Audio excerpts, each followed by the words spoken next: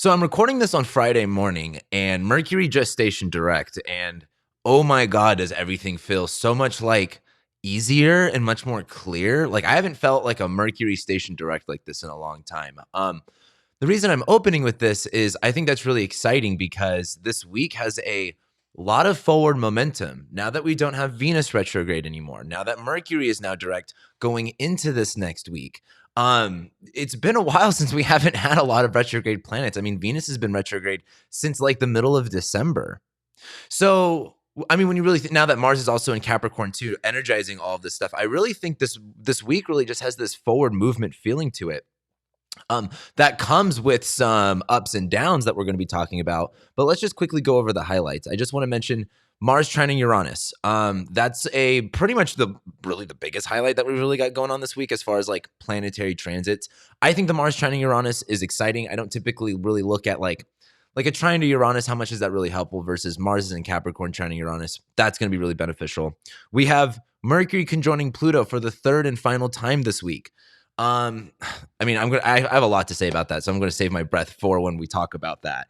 But then later on Saturday, the Mars Venus conjunction really begins this week. They match or they get to the same degree, and I believe Venus will kind of separate from Mars a little bit, but then starting next week, Mars will actually catch up to Venus and pass her. Now, I'm bringing this up as a highlight and saying that it starts this week only because they share the same degree. But yeah, Mars is on top of Venus like pretty much this whole week. So this ramp up of energy that I've been kind of talking about since gosh, like, last year in August. This Mars and Venus, this, our desires and our values being like, together in Capricorn, like going to the plan, doing this new thing. It really turns on this week. So anyway, let's go ahead and start talking about this week. You know, starting on Monday, this week really, I think, starts off in a really solid way. I think it's been a while since we have felt any type of solid ground or stability. And I really think this week offers, especially just Monday and Tuesday, really offers that feeling. The moon on Monday is going to make a sextile to Jupiter. Then it will make a conjunction to Uranus and then trine Mars and Venus and then square Saturn. So a lot of lunar transits on Monday. I meant to say this earlier too. There's not a lot of big transits this week. A lot of it's the lunar transits. And, I've said this before too. February is not the most biggest month. It's kind of this bottom. There's not a lot of big transits. When we get to like March and April and May, we're going to have some huge transits. But this is much more of a kind of a bottom, kind of a chill moment. So let's go ahead and look at the chart here. The big thing for Monday, again, is the moon is going to be in Taurus. It's exalted sign, right? The moon is all about our emotions and feeling comfortable, and it's in Taurus where there's this solid ground feeling. Now, the moon is going to sextile Jupiter in Pisces, where there is this kind of, euphoric. I think it's funny that that TV show Euphoria is really big right now with Jupiter and Pisces. But the moon's going to be in Taurus where there's this sense of like, slowing things down to nurture oneself, to secure oneself. And it's going to sextile Jupiter and Pisces where, you kind of have to enjoy the moments where you have them, right? Like the moon in Taurus sextiling Jupiter and Pisces, like, if you work 80 hours a week, but you have that one, lunch break or whatever, where you kind of just have a peace of mind. That's what this looks like to me is, really trying to find that peace of mind. The moon immediately after is going to conjoin Uranus and trine Mars and then separate from that and trine Venus. So, I think there's this kind of opportunity here with Jupiter and Pisces. It's like, if you're looking around, if you're looking for the silver linings, if you're looking for, the ways to make something beneficial, that moon in Taurus sextiling Jupiter and Pisces is going to find it. And that moon conjoining Uranus, yes, can it bring instability? Yes. Can it bring uncertainty and like things like, snapping? Yeah. But the moon's in its exalted sign. It's sextiling a really dignified Jupiter. It's trining a really dignified Mars. This seems like, I said a little bit about this last week. You have to take risks, and sometimes those risks pay off. Like, if you've ever been gambling before, it's like craps. Like I don't like craps is my favorite game to play because there's just so many like it you can make money so quickly and you can also lose it too really fast. But that's what makes it fun. And I just feel like the moon on top of Uranus, like trining Mars is, hey, right place, right time. If you're paying attention, there's this also too. The moon in Taurus is like finding that stability, finding that ground, right? one thing I've been thinking about. I made a Uranus and Taurus video way back, I think in like 2017, 2018. It's probably no good. But I did talk a lot about in that video about Uranus and Taurus kind of being like a iceberg, and you have to jump from an iceberg to another iceberg, and these icebergs are slippery, right? So like it can be hard to get stable ground when you have to do something kind of sporadic. And when you are, for example, I was watching a video I think on Instagram of a guy in a ship, like a container ship, just going all over the place because it was like swaying back and forth, but he was like finding his balance with it, right?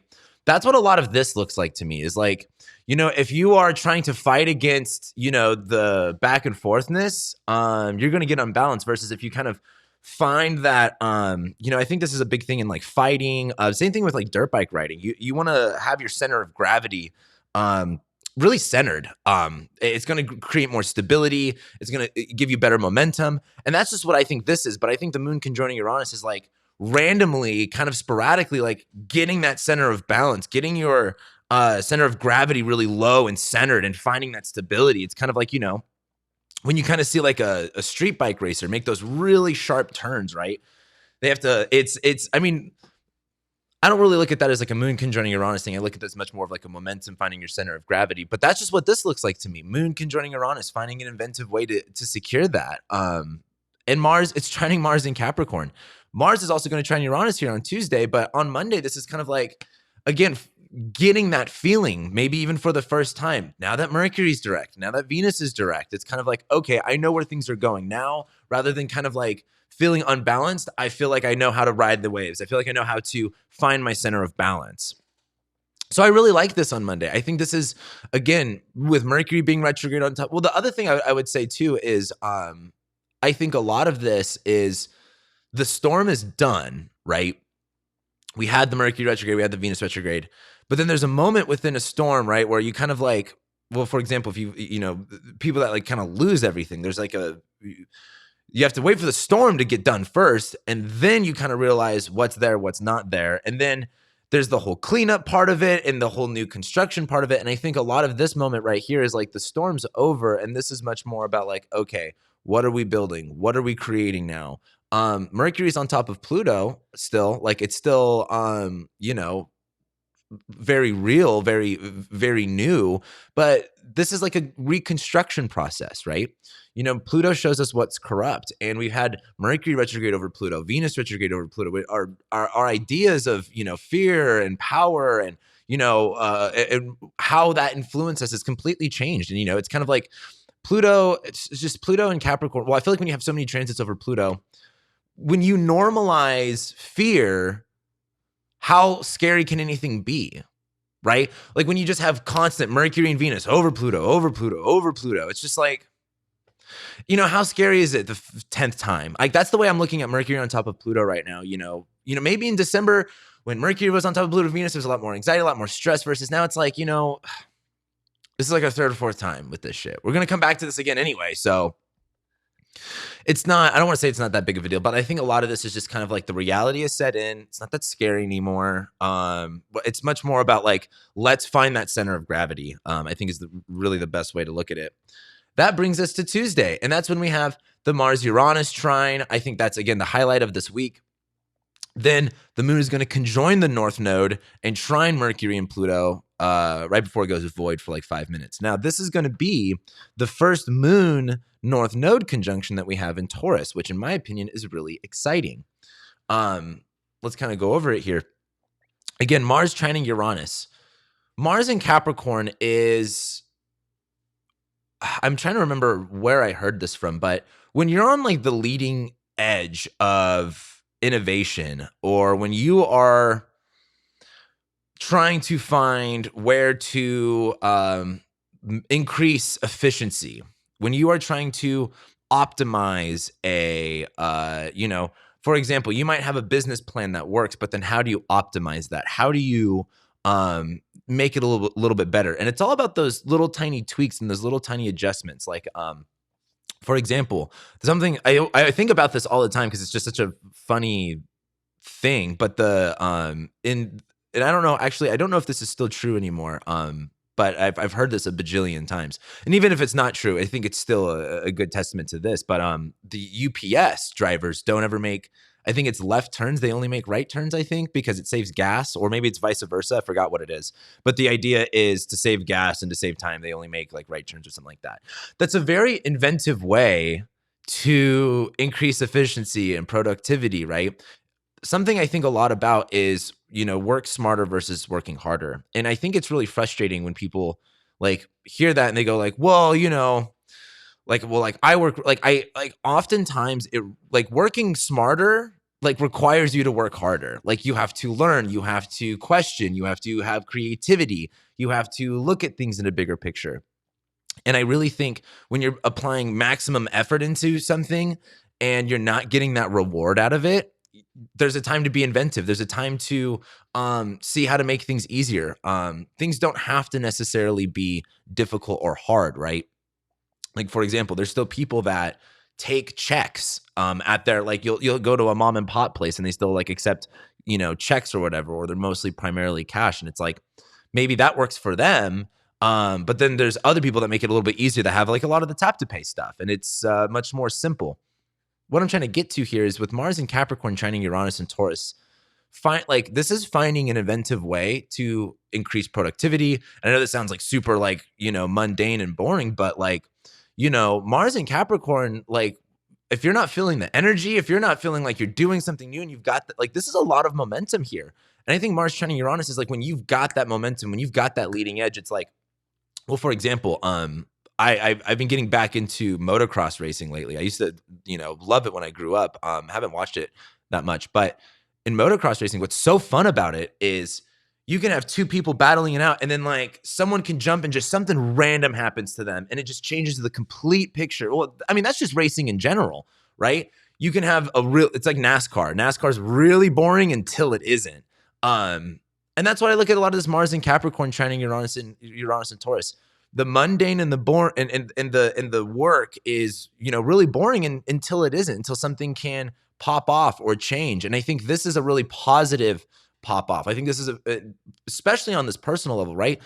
I mean, we just had Mars sextile Jupiter. Mars just got really gassed up with like, oh, I have this potential to hit. I have this to go. Like, I'm going to work for that. Like, I'm going to earn that. And I think Mars trining Uranus is just finding inventive and creative ways to work smarter, work easier, be more efficient, right? It's really fun in my opinion. The other thing is the moon's going to be conjoining the North Node and trining Mercury and Pluto, where this moon in Taurus, right, is like, again, looking for the security, looking for the abundance, looking for the pleasure, looking for the sensations. And I think as the moon is trining this Mercury in Capricorn, there's this kind of like mental connection of like, this is what I want. This is what's going to make me feel more secure. What's going to make me feel more grounded. And that moon conjoining the North Node, now at the North Node in Taurus, there is this, we're going to talk about this tomorrow on Wednesday. When the moon goes into Gemini, this will be the first moon transit in Gemini without the North Node there. And I was just thinking, I'm like, oh my God, Gemini transits will be fun again without the North Node going blah, blah, blah, blah, blah, in your ear all day long. The North Node just really amplifies things sometimes. And, we had the North Node in Gemini pretty much starting when COVID hit versus now. And it was like everyone was just yelling at you and yelling information at you. And the South Node was in Sag. Everything else was wrong. And it was only this loudness that was being yelled and projected. Now, you take that energy of the North Node of increasing things, right? Of intensifying things. When it was in Gemini, it was intensifying the dialogue, the conversation, the noises, and the information, right? As the North Node goes into Taurus and really like intensifies things in Taurus, we're talking about security. We're talking about safety. We're talking about pleasure. We're talking about, comfort. And I think as this moon conjoining North Node in Taurus is like, yeah, I don't really like care anymore. I just want to relax. I just want to find peace. I just want to, the South Node's in Scorpio. There's a lot of letting go that we're going to be doing over this next year and a half. Like straight up, like we're going to be surrendering a lot to peace and surrendering to, security. And I think a lot of this moon conjoining North Node, trining Mercury is kind of accepting that. And I think it's going to be kind of fucking nice, to be honest with you guys. Yes, is Mercury still on Pluto? Is this still Sun in Aquarius season? Is this still winter? Yeah, but I think this is nice, to be honest with you. I'm really looking forward to this. And as we kind of go on, the moon will be, conjoining the North Node, where, again, there's this just intense pull towards, again, what are our desires? What are our pleasures? What do we want? And what are we working so hard to do to get? Yeah, I can talk a lot. I could talk about this forever, but I really think on Tuesday, getting in contact again with like what literal pleasure, what's going to feel good, what's going to make you feel secure, what's going to make you feel abundant. And it's trining this Mars, Venus, Mercury. I mean, like, you know what to do. You've got the work cut out for you. You just have to do it. That leads us to Wednesday. Now, Wednesday, not a lot is going on. The moon will ingress into Gemini and then make a square to Jupiter. Now, I'm really looking forward to this moon ingress into Gemini, simply because, like, thank God, can we get a transit in Gemini without the North Node? Because, like, look, the North Node in Gemini was real. Like, again, it's just, I don't know why astrology has just been so literal lately, but the North Node in Gemini, it was this, like, all of this information and, this and that, and South Node in Sagittarius, everyone changing their beliefs, everyone changing their, expectations, everyone changing, what they thought about stuff. And I just think as the moon goes into Gemini, there's going to be this ability to think about things, question things, and talk about things without them being so, like, radical, or without them being so loud. Like, the moon in Gemini, it's our emotions, it's how we feel, it's the internal part of ourselves. And it's in Gemini, communication, sharing ideas, dialogue, going back and forth. It's a mutable sign. It's about change. It's about adaptation. And when the moon was like with the North Node in Gemini, it was kind of like, question this, question that, go here, say this, say that. And it was kind of like lots of talking, but no listening. Versus this moon in Gemini is kind of like, well, when the questions aren't so, sensitive, and they're not so intense, a better dialogue can occur here. And I think a lot of this is just like much healthier dialogue happening. The moon in Gemini just being much more connected to, again, how we feel, being able to communicate that, being able to express that without it being so intense, versus that moon in North Node conjunction will be much more intense. And pretty much the moon will just go into Gemini, where I think we're just going to be able to share and communicate and talk about things without it being so loud. The only problem is the moon's going to then later on in the evening on Wednesday night square Jupiter. So again, most of Wednesday is just the moon going into Gemini, and then later on in the nighttime, it's going to square Jupiter, where the moon in Gemini is kind of like ignorance. The less you know, the better. And ignorance sometimes is bliss. And I kind of look at this moon in Gemini squaring Jupiter in Pisces. And if, like, you question things a little bit too much, you'll go, huh. Well, like the moon in Gemini, the moon in Gemini being about this expression to someone else, or communication, or just trying to understand your emotions better. Squaring Jupiter in Pisces, there's also going to be the sense of like Jupiter in Pisces was wanting you to see the bigger picture. Jupiter in Pisces is wanting you to kind of like, I don't want to say get over stuff, but like Jupiter in Pisces is like, hey, be the bigger person. What is the ultimate, goal here? What is the ideal you're trying to reach for? So I think this moon in Gemini is like, for one, if you don't have something nice to say, don't say it at all. I know we could all be better about that. But I look at the moon in Gemini squaring Jupiter in Pisces, and it's kind of like, just because you can doesn't mean you should. And I also look at this moon in Gemini as like, go through the thought process of like doing something, communicate what you need to communicate. But I think the challenge here is, again, looking at the bigger picture, trying to see something, trying to look at things through what is next and not necessarily what's in your head and what's in the moment. I think it might be like the moon in Gemini, again, it's kind of like mental gymnastics can just kind of like exhaust you. And I think this is kind of one of those things of let go and let God. I hate saying that sometimes because it's a two-way street. Sometimes it's in your control and sometimes it's not in your control. And I think this is just, with the moon in Gemini squaring Jupiter and Pisces, it just might be a little bit like hard to see the bigger picture, even though that is kind of the ultimate goal of what you should be doing here. But that's Wednesday. Wednesday is literally just the moon in Gemini squaring Jupiter and Pisces. Just seems kind of like maybe a little bit confusing. Not the worst thing ever. But then that brings us into Thursday. The moon's going to make a trine to Saturn. So the moon will continue its transit in Gemini and make a trine to Saturn and square Neptune.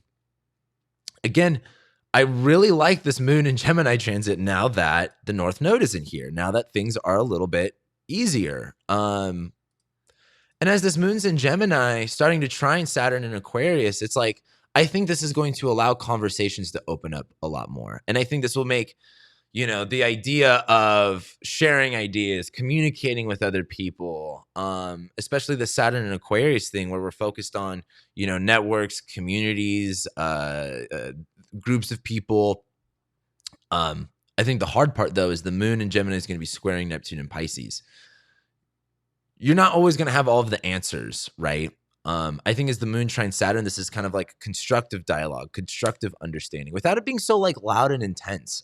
Again, I think this North Node in Taurus is really like focusing on the security and the peace, and the South Node in Scorpio is like you kind of have to surrender to that. You kind of have to surrender the anger, the resentment, the pain. And this moon in Gemini trining Saturn in Aquarius is kind of like, well, for example, I just heard about this recently. I was looking up stuff about the Civil War, and I didn't know this, but the South and the North, they used to trade cigarettes for coffee, which is just kind of like, I don't know. And it was the same thing in World War I. Like they played football on Christmas. Of course, that was only a one-time thing. But this moon in Gemini, like it's trining Saturn in Aquarius, it's like, well, it's kind of like have you ever seen like a couple break up and then they're like on a break, but they're still kind of like talking, or they still kind of have to talk?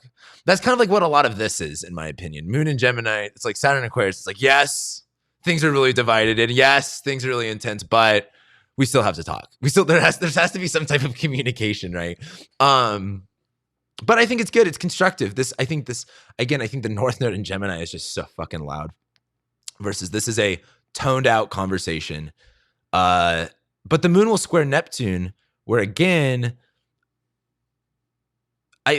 with the moon in Gemini too, it's so much about like what's the word I'm looking for? Like mannerisms and nonverbal communication. That's what I was looking for. Like, where someone's eyes go, their hand gestures, like that's all really big in communicating things. And I think the moon in Gemini squaring Neptune and Pisces, like if you have any type of insecurity, or your emotions are going to be shown through your communication. And I think that might confuse what you're trying to communicate, right? You might be like, yeah, like I'm super secure in myself. And that's just kind of like, what? Like that didn't send the right message. Like if you feel something, well, you're just going to, I would say on Thursday, just make sure you're sending the right message and you're not getting your emotions, I guess, like too involved to where it confuses the situation. I think that's just going to be the hardest thing though. Moon in Gemini squaring Neptune and Pisces. It's like how, I don't know. Communication's so funny. You could say I'm guilty of this all the time. Sometimes I'll watch my videos and I'll say a sentence that truly makes no fucking sense.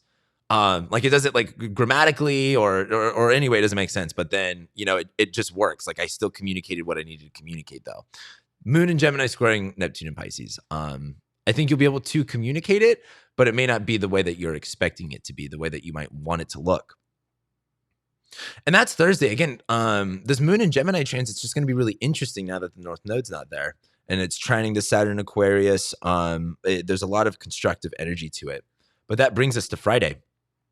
And on Friday, we have the third and final Mercury Pluto conjunction. This is really the biggest deal, in my opinion, this week. And right after that, the moon will ingress into Cancer.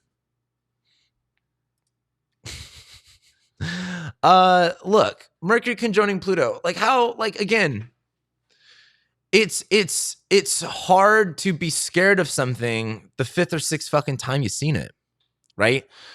Like I just think, when typically in ordinary astrology, when you just get a random transit over Pluto, it's like, okay, like that, it's going to be intense. It's going to be a little bit loud. It's going to be a little, it's going to be a lot. Versus we've had Mercury go over here 3 times. We had Venus go over here twice. We're about to have Venus go over it again. Now with Mars, I think there's just this kind of like mental understanding of things. Versus, for example, in March 2nd, when we have Mars and Venus conjoin Pluto and Venus leaves shadow, that's much more of like doing the thing, facing the fear, taking it to the extreme. Versus Mercury is like understanding and planning for that. Like I think as Mercury conjoins Pluto, there's this kind of like, Yeah, like maybe that we wanted to avoid it. Maybe there was this kind of like, Mercury is like trying to again mental gymnastics its way out of it versus Mercury and Pluto is this kind of acceptance of like, yeah, this is what's going on. This is what's happening.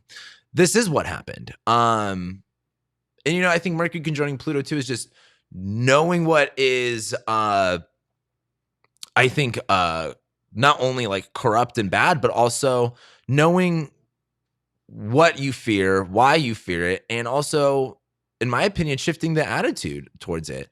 I think Mercury on top of Pluto is just so it's again, Mercury is like this, megaphone, and Pluto is really loud most of the time, in my opinion, when you have these transits. But like again, how scary can something be when you just have all of these, transits on Pluto? I think this is like breakthrough, powerful moment, right? Like, man, it feels fucking like again, maybe something that was really scary to you at first, but then you just did it a few times and you realize how small and insignificant it is. And I think that's what this is right now. I think there's this kind of like, all right, like, there might still be crazy shit going on. Like, it's not like everything's going to be, rainbows and daisies tomorrow. But I look at this as kind of like mentally, though, it's just not the same. You're kind of just over it. There's a lot of that's the other thing I'm really excited to talk about throughout this next year is the South Node in Scorpio is so just getting over shit. Like just letting it go, moving the fuck on and getting over it. And so I think the Mercury conjoining Pluto is also like, Mercury conjoining Pluto is facing those fears, communicating those fears, saying what you got to say. So, and then the moon goes into Cancer on this Friday. And this moon in Cancer transit is really really emotional. I've talked about this a few times. I'm really excited for the lunar transits. Or not the lunar transits, the water transits coming up. I think we could really use some soaking.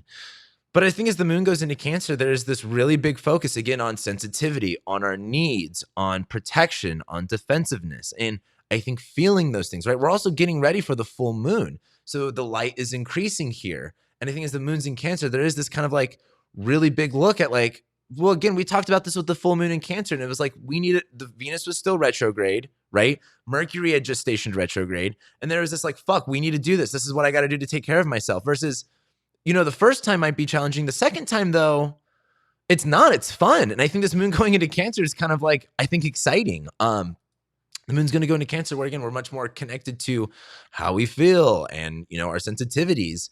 And I just think as we go into Friday, it's just much more focused on wanting to feel good, wanting to feel safe, wanting to feel harmonious. But I think that is accomplished through all of this Capricorn stuff, right? Like when you can protect and defend yourself, it could feel, you could feel very safe, right? And I look at this kind of Pluto stuff, it's like, that's really the way that I would look at it, is overcoming a lot of obstacles and fears and that creating this sense of safety. And that's one thing. But as we go to Saturday, because the moon only ingresses into Cancer on Friday, but then we go to Saturday, and this is where, everything starts to really, take place, because then the moon will make a trine to Jupiter. Then it will go opposite Mars and Venus right as that Mars-Venus conjunction begins. So let's go ahead and pull this up. I think as that moon trines Jupiter in Pisces, like that moon in Cancer is like, I used to be bad about this. I can get really hangry at times, and I've learned to control that much more. But something I used to do before I ever made like a big decision about something, I'd like eat a meal because I can make panic decisions when like I'm hungry or like I'm upset.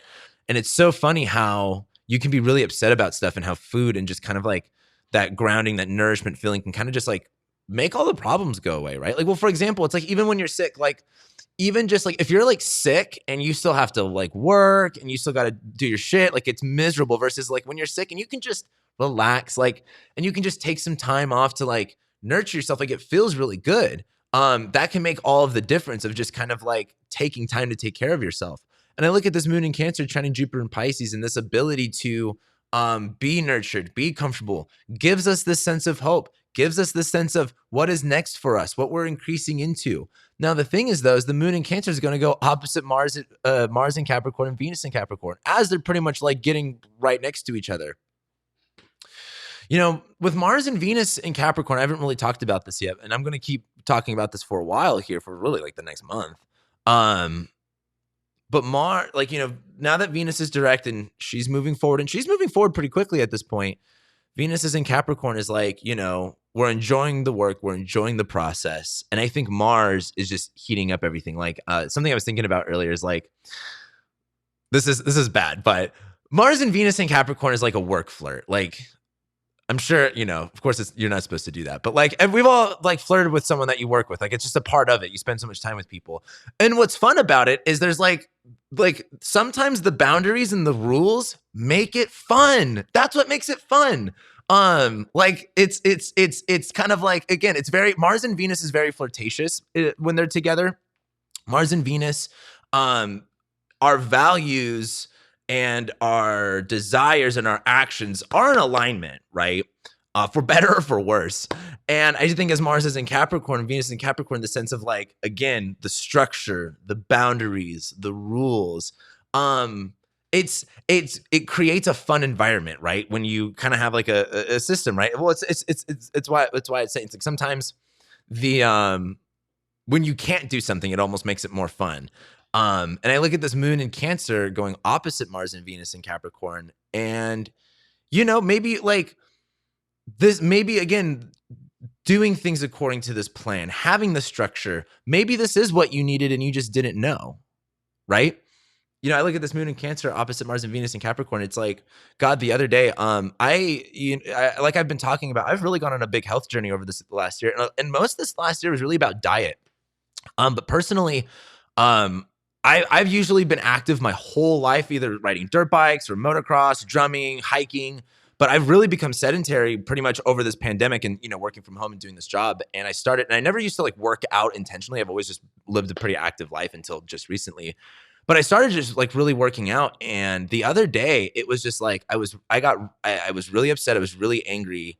And I decided to work out, and I was just so grateful for that. Like, I felt so happy to have an out, and I'm sure a lot of you can relate.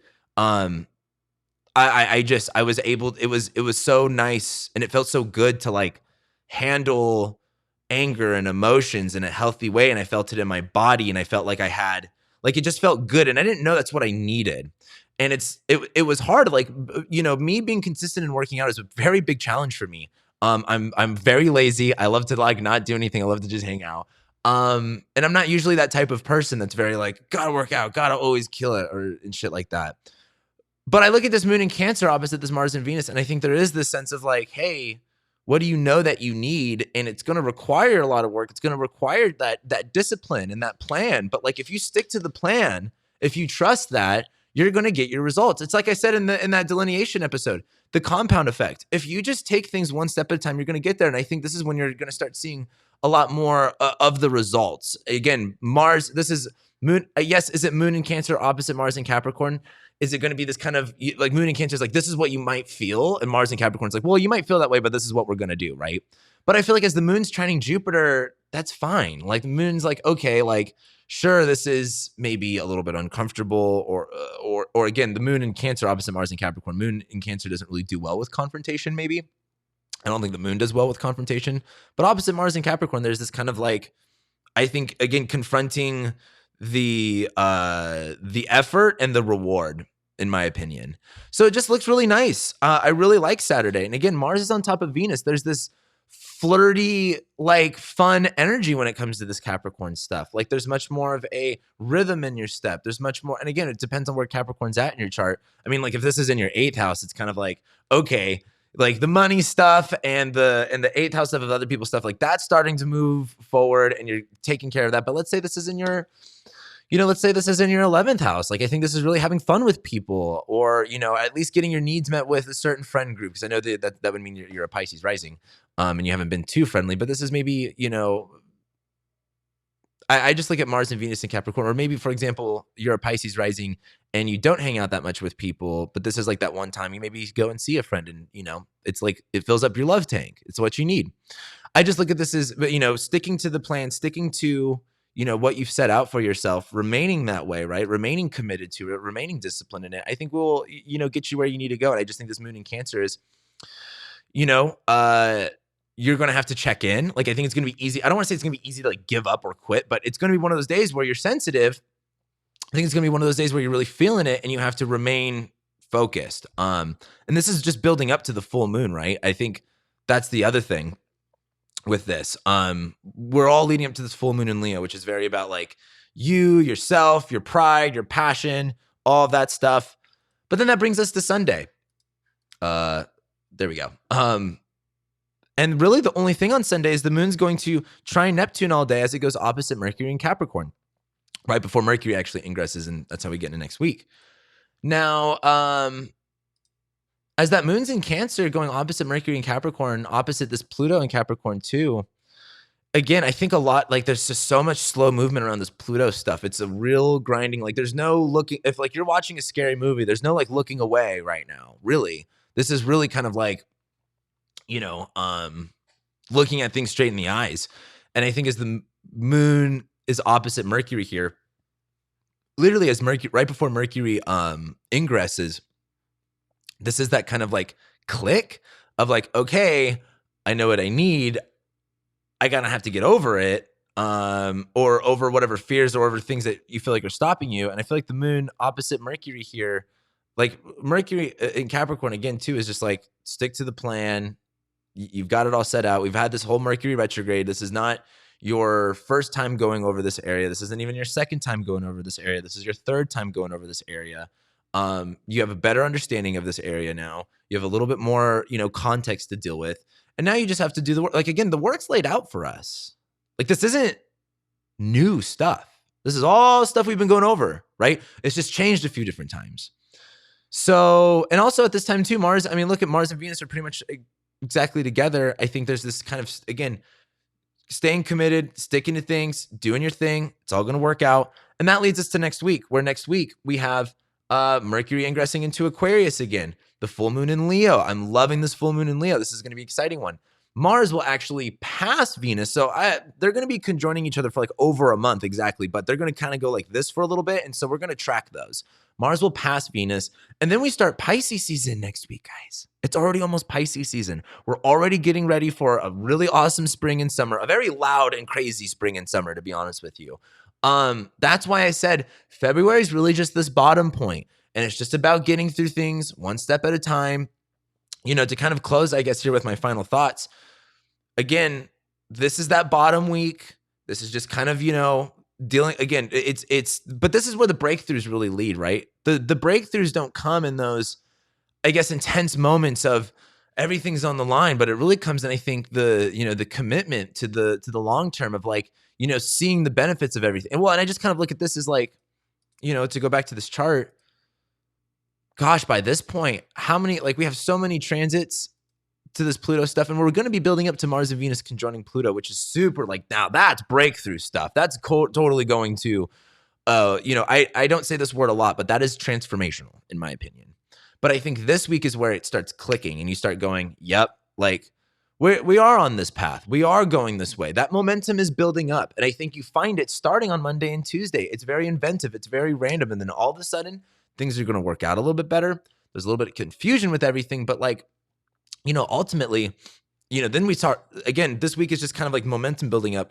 Then we get to next week. The changes really start to occur as we get into Pisces season. And then, we'll have everything go into Aquarius and then start, then we just start the rest of the spring and summer that I'm sure you guys already know we have so much in store for. It's really just this week I don't even want to say this week. It's really these next 2 weeks. It's just a slow transition.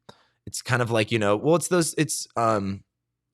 the dog days of summer, but what's the equivalent of that of winter, where it's just like, yep, it's winter, it's cold, and soon it's going to be spring, where we're already past the halfway point where we're headed towards better days, but just kind of have to stick through it for the moment. But that's Aquarius season, right?